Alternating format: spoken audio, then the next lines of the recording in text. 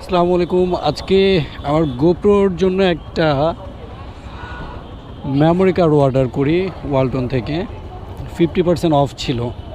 একটা মেমোরি কার্ডের কম্বো 128 জিবির উইথ ওটিজি, হ্যাঁ ওটিজি।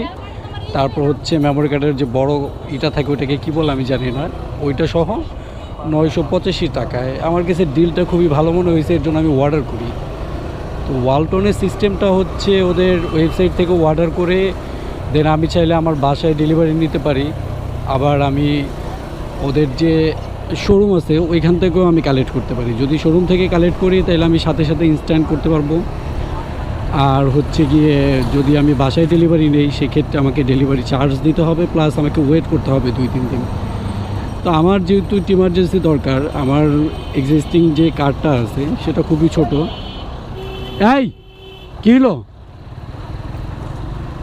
এনিওয়ে, তো আমার এক্সিস্টিং যে কার্ড আছে সেটা খুবই ছোট, আমার ফুটেজ নিতে অনেক প্রবলেম হচ্ছে। আমার ইমিডিয়েটলি একটা কার্ড দরকার।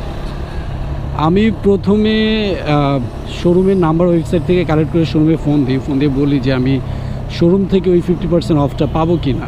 তো তারা আমাকে যেটা জানালো যে ওই অফারটা নিতে হলে একমাত্র ওয়ে হচ্ছে ওয়েবসাইট থেকে অর্ডার করা, দেন ওরা ওই ফ্যাসিলিটিসটা আমাকে দিতে পারবে। তো যাই হোক, এখন আমি ওদের সাথে কথা বললাম শোরুমে। ওরা বলল যে হ্যাঁ আমার অর্ডার রেডি করা আছে, আমাকে যেতে বলছে। বাট হটলাইনে কথা বলার পর যেটা আমাকে জানানো হয়েছিল যে 24 ঘন্টা সময়ের মধ্যে আমাকে জানাবে। ওরা অর্ডার প্লেস করে দিচ্ছে, শোরুম থেকে আমাকে ফোন দিবে গিয়ে নিয়ে আসার জন্য। বাট আমাকে ওরা কোনো ফোন দেয়নি, আমার নিজেরই ফোন দেওয়া লাগছে।